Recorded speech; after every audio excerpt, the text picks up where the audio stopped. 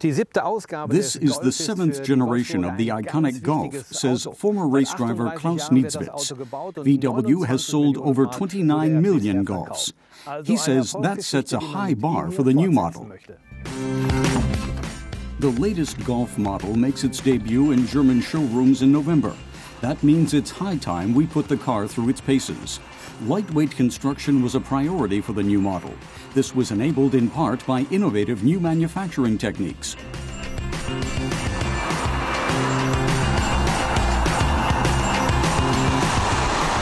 VW's Frank Perner says the chassis is 23 kilograms lighter than its predecessor, and that's without using expensive materials such as aluminum or magnesium.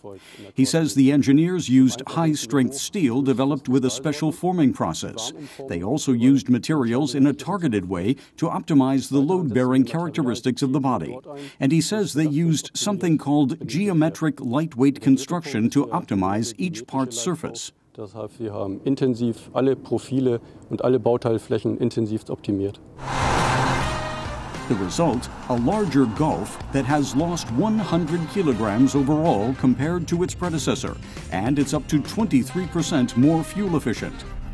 VW will offer just two engines initially. A 2-liter turbo diesel is good for 150 horsepower and consumes 4.1 liters of fuel per 100 kilometers.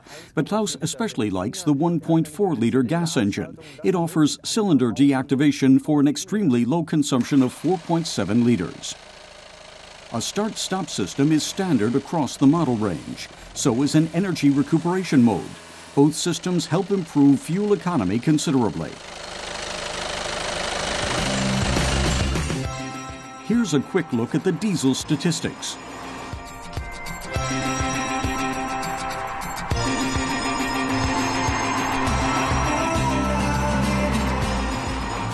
The car's redesign was a challenge. Designers had to have an instinctive feeling for the brand. VW's Philipp Römers says that the Golf is an icon, one that must be treated with care.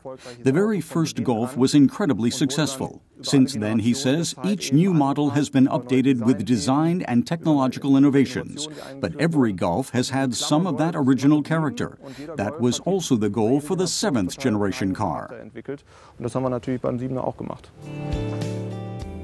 The new model features some tricky design in its front end. Philipp Römers says that this chrome element connects the grille to the headlights and then extends to the sides. The car's front also features new lines. The lower part of the car also features innovations according to Römers. Rather than black elements, much of the front is painted in the body color, which gives it a friendly look, a smile on its face. The daytime running lights are U-shaped, while a radar sensor is hidden down in the lower grille. It collects information for the optional automatic distance control.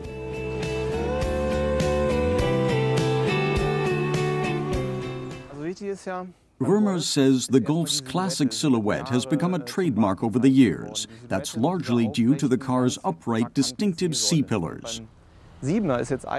Something else that's particularly important for the new Golf is its chassis, which was built on what's called a modular building block system.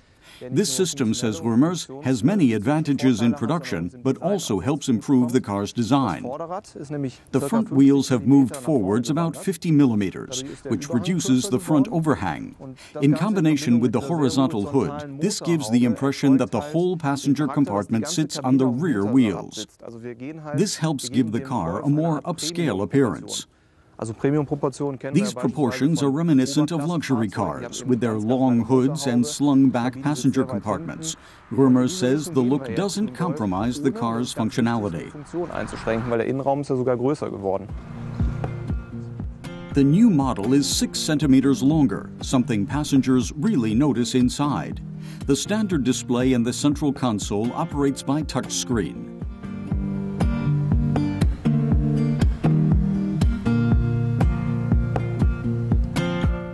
A double-clutch automatic transmission is also available. The trunk offers plenty of space, 30 liters more than the last model when the seat is up.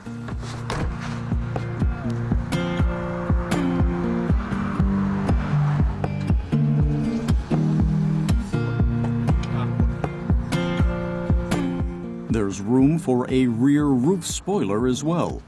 But let's hit the streets. How does the new car feel? Nietzwitz says the new Golf feels tight on the road, but not too stiff.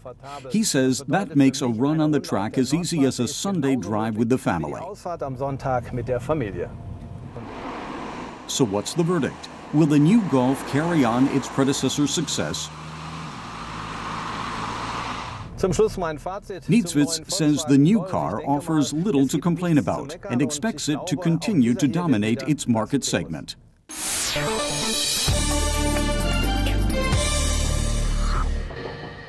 BMWs have always promised a sporting driving experience.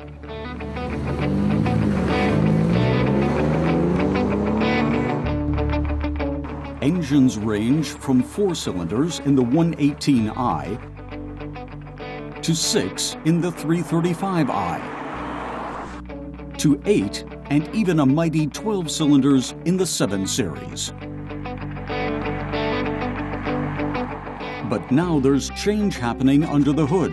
BMW plans to bring a totally new engine to market. The new unit is meant to take advantage of BMW's efficient dynamic system. BMW's Herbert Diess says that efficient dynamics is a complex program. It includes engine management as well as aerodynamics and lightweight construction. He says the goal is to lower consumption across the model range while maintaining driving pleasure.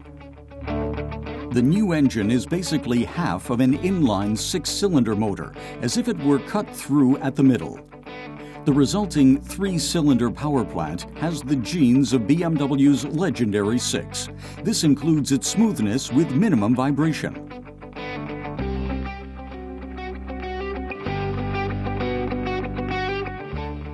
A balance shaft works with the camshaft to eliminate the roughness typical of small engines. The balance shaft is located deep in the engine housing to save space. BMW's Bernardo Lopez says that the firm has developed its engines using many new technologies over the years. Recently, this includes twin turbocharging for both gas and diesel engines. He says that BMW's Valvetronic technology and variable lift control are also big innovations, as well as direct injection and turbos adjusted for each specific engine.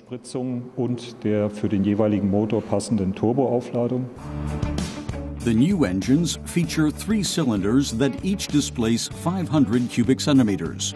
Power ranges from 90 to 150 kilowatts for the gas models and between 60 and 135 kilowatts for the diesels. But they're not just powerful. The new engines also sound strong and dynamic. You'd never guess there are just 3 cylinders working under there.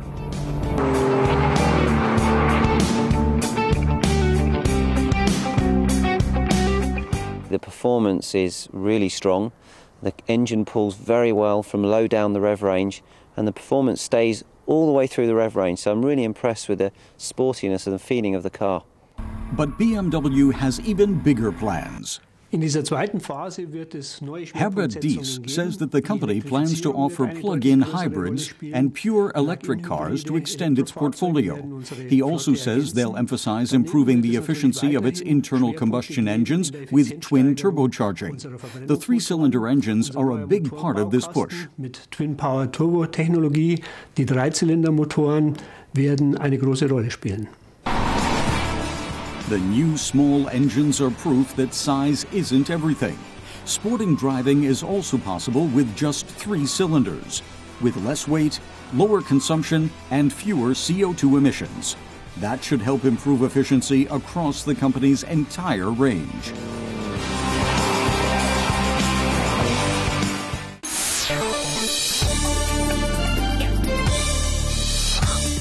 Maserati has unveiled the new Gran Cabrio MC, designed to complete the brand's convertible range. Its muscular and sporty look draws inspiration from Maserati's Trofeo MC World Series and the GT4. But the MC features all the comfort of a grand tourer, making it ideal for long road trips. Prices have yet to be revealed. Meanwhile, Kia has launched the European version of its Optima Hybrid. It's a revamp of the 2.4-liter Optima Hybrid originally designed for the U.S. market. The European version features a 2-liter gasoline engine with 110 kilowatts of power joined to a 30-kilowatt electric engine.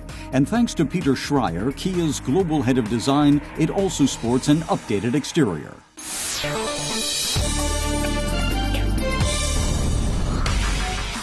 The Suzuki Swift doesn't necessarily have a reputation for being sporty, but the Excite Special Edition is a model designed to have a little more oomph.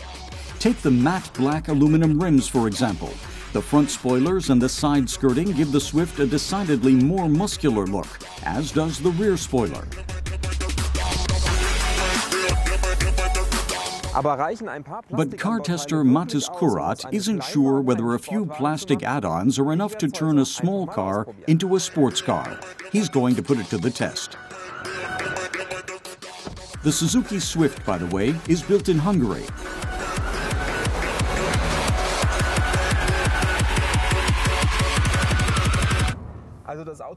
Our tester says the car has good road handling. The steering is quite direct and the chassis is rigid. You feel the odd bump or two, but he says the engine is sluggish at 2,000 revolutions. He shifts down 2 gears, and at 3,500 revs there's a bit more speed, but also a lot more noise. Es wird auch enorm laut hier im Auto. The vehicle is powered by a 1.2-liter gasoline engine. The 69-kilowatt performance doesn't match the car's sporty appearance, but average consumption, according to Suzuki, is 5 liters per 100 kilometers. The Swift takes 12.3 seconds to make the sprint from 0 to 100. Its top speed is 165 kilometers an hour.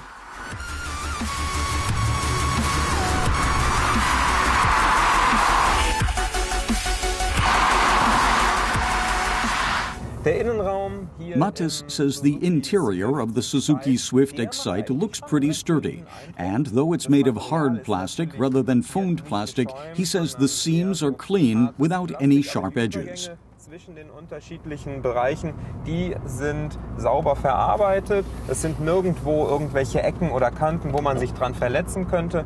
Das gefällt mir ganz gut. Nicht so gut gefällt mir. But the door linings seem a little flimsy and move when you open and close the window. Heber betätige und das Fenster runter mache, dann kommt die ein bisschen zu mir und wenn ich das Fenster wieder hoch mache, dann geht die wieder zurück. Das ist irgendwie seltsam. And the steering wheel could be a bit chunkier, which would look a bit sportier. Dicker sein, dann würde es noch sportlicher wirken. Suzuki has pepped up the interior with aluminum and stainless steel details.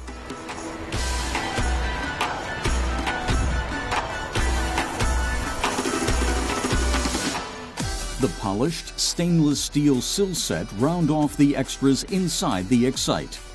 The trunk is small, as you'd expect.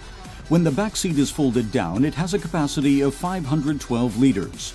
In Germany, the Suzuki Swift Excite sells at about 15,500 euros. That's over 3,000 euros less than you'd have to pay for a Swift Sport with a 100-kilowatt engine.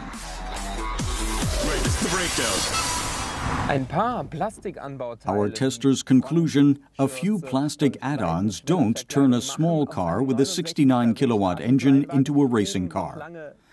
Matis advises anyone who wants speed in their Swift should opt for the Swift Sport. But if you're more concerned about looks, then the Excite is the one for you. Suzuki Swift Excite, dann doch die richtige Wahl.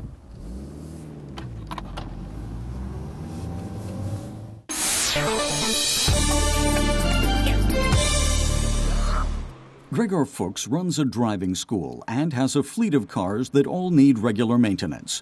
This Golf Plus is supposed to use only long-life 5W30 motor oil, approved by Volkswagen. At the last oil change, the VW workshop charged him almost 24 euros per liter. Fuchs says that is too much. Tax included, he's paying about 30 euros a liter. He's convinced that the steep price is nothing but a rip-off, a way for the workshop to line its pockets at the customer's expense. Is Fuchs right? Or is there something special about long-life motor oils that justifies their hefty price tag?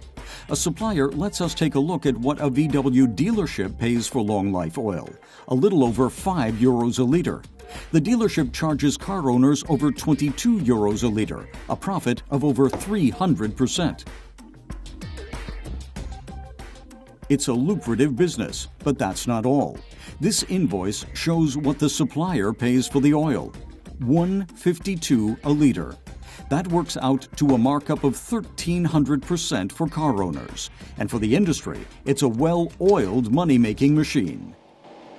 For suppliers and dealers, drivers seem to be easy prey. But with all the different specifications, manufacturer recommendations, and ratings, car owners are afraid to take chances when it comes to motor oil.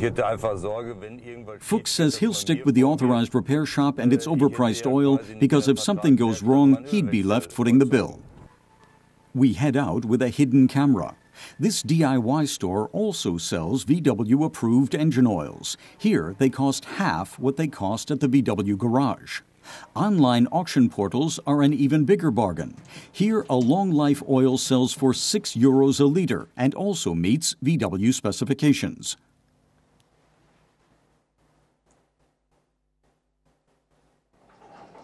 We pay a visit to Harald Rothenpiele, who runs a large motor oil distribution company.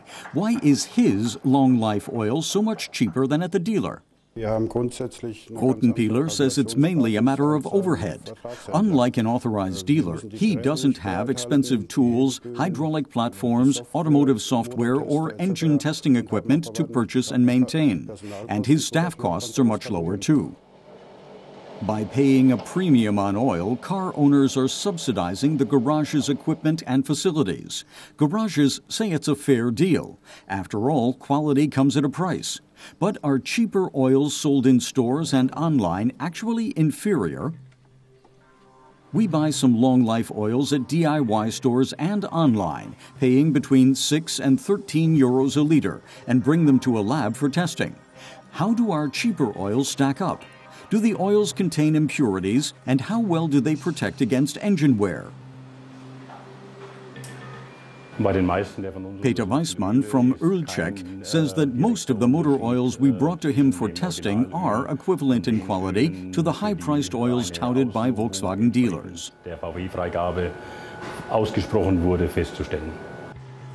There's only one exception, Inox motor oil, which sells for 5 euros a liter. The label says it's a long-life oil, but it's actually an inferior 10W40 oil. So the back label, which says the oil meets Volkswagen standards, isn't telling the truth. If that causes engine damage, the car owner will be left footing the bill. As Weissmann explains, car owners who use an unapproved oil are putting their warranty in jeopardy. And if tests show it's not 5W30, they can end up paying a very steep price indeed. That's why consumers should avoid oils that claim to meet equivalent quality standards. Such motor oils haven't been tested by the auto manufacturers and aren't actually approved. Sticking with officially approved oils solves that problem and can save a lot of money if you cut out the middleman. Gregor Fuchs is convinced. From now on, he's going to buy his own motor oil and bring it to the garage when it's time for an oil change. Dass man diesen horrenden Preis bezahlt für Dinge, die also im Endeffekt nicht wert sind. Many authorized garages allow customers to do just that. At a saving of over 80 euros per oil change, it's well worth the extra effort.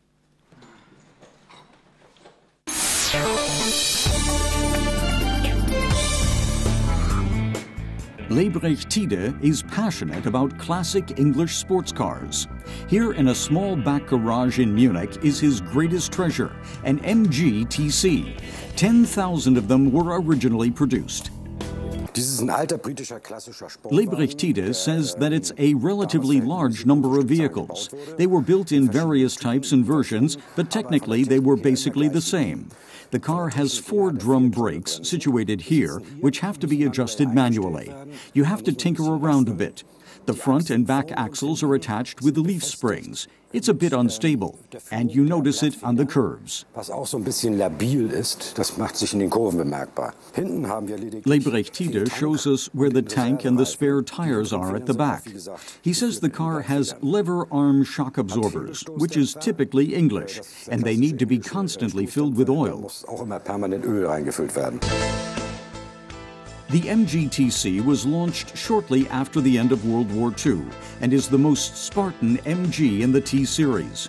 With its long hood, separate fenders, low doors and compact trunk, it looks like a classic 1930s English roadster.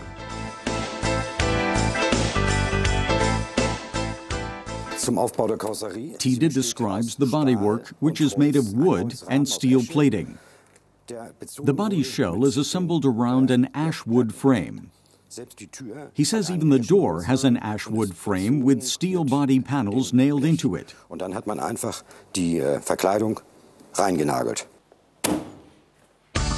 Tide enjoys every minute in the TC. It only weighs 820 kilograms. He's willing to put up with a bit of a bumpy ride in exchange for a thrilling driving experience.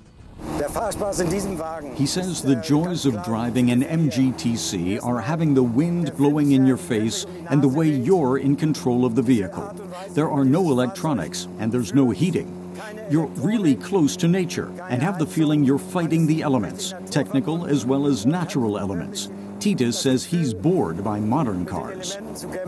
Mit technischen Elementen und auch mit der Natur. Wenn ich in ein modernes Auto umsteige, dann finde ich Langeweile. The direct steering takes some getting used to, and sometimes driving the TC feels like riding a bucking horse. But Tide says he's gotten used to feeling the uneven road surfaces. He just holds on tight and bumps along. You can reach speeds of about 125 kilometers an hour with the 1250 cubic centimeter engine. It's good for 54 horsepower.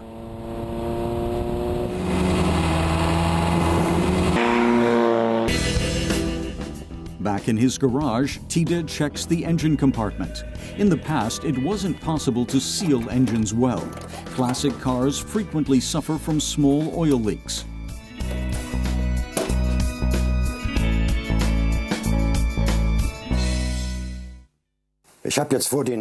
Tide says it's time to get the original oil cap fixed, so he's going to swap it for his bath plug in the meantime. The plug fits relatively tight and should seal it pretty well. Den Stöpsel, der passt nämlich einigermaßen gut drauf und der dürfte den auch gut abschließen und der sitzt auch gut. The love story between Tide and his MG began some 50 years ago. He says he first saw the MGTC in 1963 and was completely bowled over by the shape of the car, the big 19-inch wheels, the rectilinear form. He says it's a car that is rarely seen on the road but still has a sporty look. Tide found his MG in Norway and spent a lot of money and time restoring it. He drives the car almost every day when the weather's pleasant, and sometimes even in winter too. Tide has clocked up more than 500,000 kilometers in his MGTC and has changed the pistons once.